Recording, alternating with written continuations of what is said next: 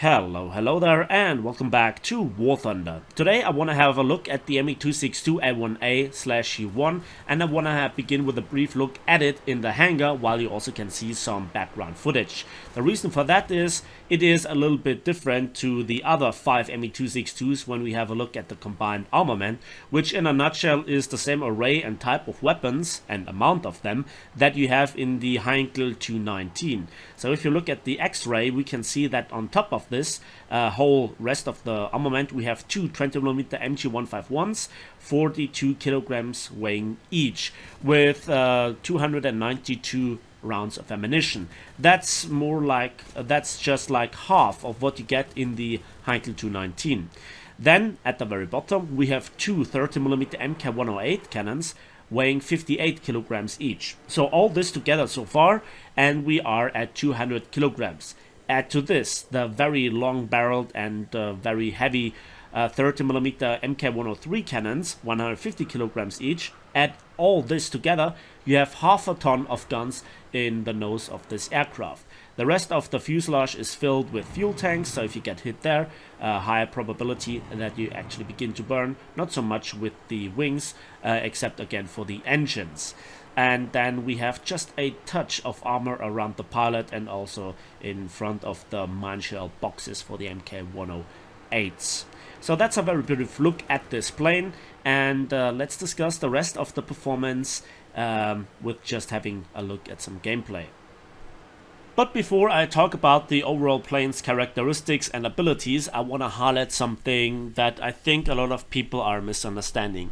This video is in a playlist called Average Gameplay.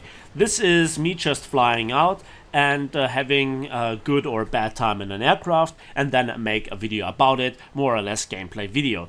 I have a lot of stories to tell, I have a lot of comparisons to make, but it is not an in-depth analysis, aka a review, that I have established a different kind of standard with my ship and my tank reviews.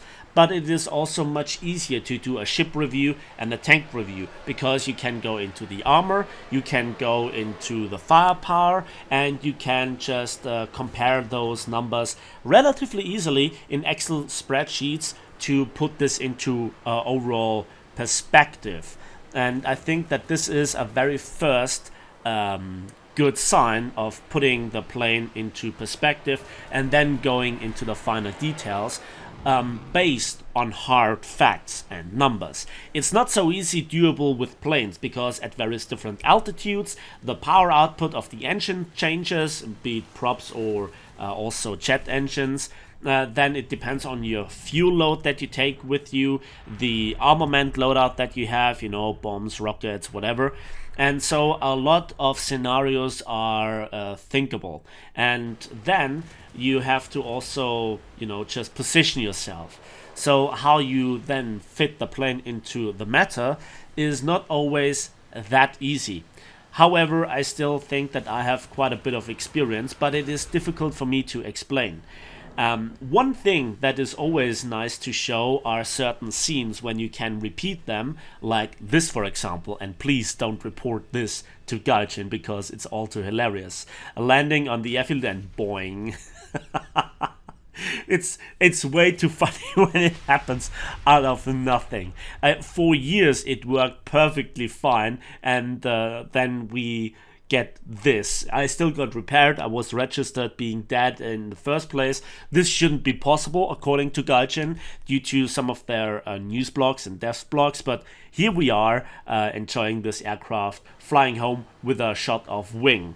The next thing is, when I want to put this plane into perspective, I like ME262s. I also like the fact that you rarely get fully up-tiered. Yes, you see quite a few of 7.3 aircraft, but not that many 8.0s in my experience. Yes, there is one here and there, but they are not that outrageous in their performance. It's rather, in my opinion, the lower battle rating jets and super props that give you a hard time. I will come to this in just a moment, as well as when we have to talk about the armament. So again, this is not a review, this is merely a first impressions. I think I could get a bit more performance out of the aircraft and out of myself if I would specifically fly this plane for quite a few more days, maybe even weeks, and getting really good in it, getting an even more in-depth understanding of the meta and of teamwork. And yes, sometimes if you switch between the nations, game modes, and also vehicle types, planes, helicopters, tanks, and ships, you are a jack of all trades, but not really a master of anything. That doesn't mean that I'm bad, or I'm seeing myself as bad, but I'm not really always able to pull off those amazing gameplays. I think I still can play decently, and when I get 3 to 4 kills per match, I'm perfectly fine with that. Okay, I'm happy about this. If I get an ace, all the better, because then that's nice to show on YouTube. But there is such a significantly higher dynamic involved in it that very often it is luck. It is down to luck when it comes to which map you get, which enemies you face, up tier, down tier, and also what the enemy do. Are they really doing their utmost to excel in gameplay, or are they throwing themselves into head-ons, and it is your best bet to take that offer, and then roll out of the way, of course. Never commit fully to a head-on. That would be stupid, of course. Sometimes I think I have to highlight this as well, because people like to misunderstand that I, appreciate head-ons, or that this is what I always go for. It is a chance that I take and I roll out of the way. Mostly it is just nothing more than a bit of waste of ammunition. So now, finally, let's talk about the plane's abilities. Let's begin with the flight characteristics of this twin-engined single-seat fighter, and yeah, it is like a heavy fighter. If you want to draw the analogy to props, this is very similar to the Heinkel 219. It is nose heavy, and it is not really all that great with the roll rate, because for this jet you have the 2 engines on the middle of each wing, and that means that there has to go quite a bit of momentum in there before the plane actually turns. But still, you have a decent roll rate, but it's not like a Focke-Wulf 190, so keep that in mind. The next thing is the acceleration, especially on the deck or on the runway. It's really poor. It's, as far as I can tell, one of the slowest. While it accelerates through to relatively high speeds, I think you can reach over 800 to 900 kilometers an hour in a straight line. It takes forever to get there. So in particular, the acceleration, in contrast to prop-driven aircraft, but also a lot of the jets that you fight, in particular the combination of the A2D and the F-89, both American premium planes, is really, really nasty. And that has to do that you need speed. So an A2D can prop hang forever and zoom climb you, and again, your acceleration is much slower than the one of the A2D, between especially lower speeds and up to 600 kilometers an hour. I think it beats you, period. And also in the climb phase, while you're a jet and you're pretty good at zoom climbing, it's not spectacularly good. If you start at, for example, 650 to 700 kilometers per hour, you end up, depends on how exactly you choose your angle of climb, with plus 2,000 meters of altitude, but you drop to 430 kilometers per hour. And then at higher altitudes, the engines drop their performance quite significantly, because this is an early jet design, so it doesn't have the compressor built in like later models have. And when you face the A2D Skyshark and the F-89 constantly in every single battle, you have to deal with them, and currently they get spammed out. That is my experience, and they are not that easy to counter.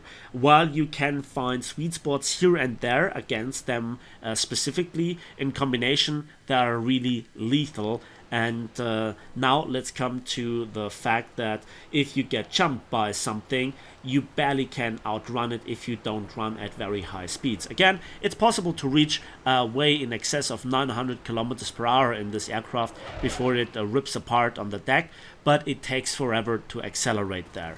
If you have different experience, please let me know. Now let's come to the gun firepower and its overall characteristics. The problem with this firepower of this plane is that it is pretty tricky. First of all, I think that the 220mm feel like the major damage dealer. They are the most reliable weapons on this plane. But you have roughly just under 150 rounds per gun, which is 100 less than you might be used to from Focke-Wulfs, and yeah, even the BF-109s have 200 rounds in their middle gun, so, or in the nose-mounted gun. So when you then transfer to this plane, this is a little bit of a difference. But the 20mm are higher muzzle velocity than the MK108s, which feel a little bit like dead weight. So this is something that you have to consider, and then you might think, oh well, the MK103s are then the game changer, right? Yes and no. So if they work, they are brilliant. They just let the enemy evaporate. You have a rather high muzzle velocity weapon, and when they connect and do not spark, they should deal tremendous damage. But very often it feels like that the enemy is flying straight through your shells and can shoot at you, and you receive their shells before your shells connect, because the rate of fire of the individual guns isn't really that spectacular, in contrast to some other nations' 20mm weapons or heavy machine guns in particular. And sometimes it feels like shells are not registering despite the 0% packet loss and below 60 ping. And if you need a better internet connection to run this game flawlessly, then I don't really think that this is a problem with my PC and my internet connection rather than with Gaijin's coding, but that might just be me. So very often this weaponry is rather unreliable. But the MK103s have two characteristics that I further need to mention. First of all, they feel a bit like on the shotgunny side of accuracy. So sometimes you get kills that you otherwise wouldn't have gotten because your aim is a little bit off, and then the shell still connects. But then when you try to snipe, the accuracy lets you down. And then you also can load a full AP HVAP round belt, which is something that the Horton is missing because it was nerfed due to the complaints of tank RB players, I guess. However, this plane gives you that feeling back. But again, you have not the greatest amount of ammunition, and the plane is pretty heavy and wobbly, and when you are at low enough speeds that you can line up with the target to also be able to have the attack angles, but also to be able to pull up, you're a very easy target for anti-aircraft, SPA, and also for enemy aircraft, because you cannot really escape.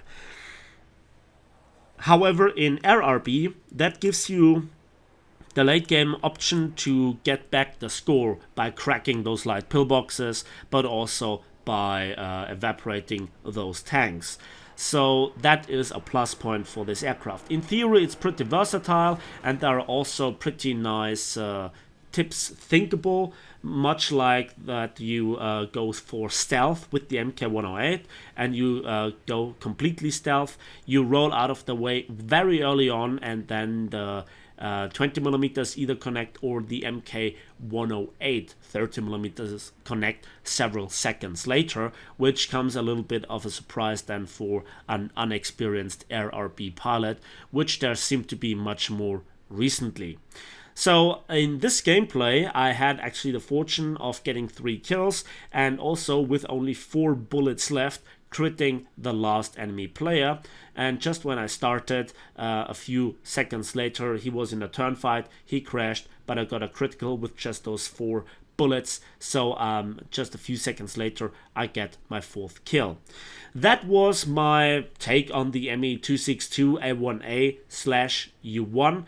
I think it is a weapon system that packs quite a punch in theory, but is not as amazing as one would look at. And if you know the Heinkel 219, you always can test fly that one, and you have a very similar experience when it comes to the firepower, but with the Heinkel 219 you have more ammunition. And again, this was just the average gameplay and not an in-depth analysis, but I shared my thoughts with you. I hope you find them helpful. If so, let me know in the comment section as usual. And if you like this video, why not give it a like? Thanks for watching, thanks for listening, subscribe if you want to see more, and we'll see each other on the waves, on the battlefields, and in the skies of War Thunder.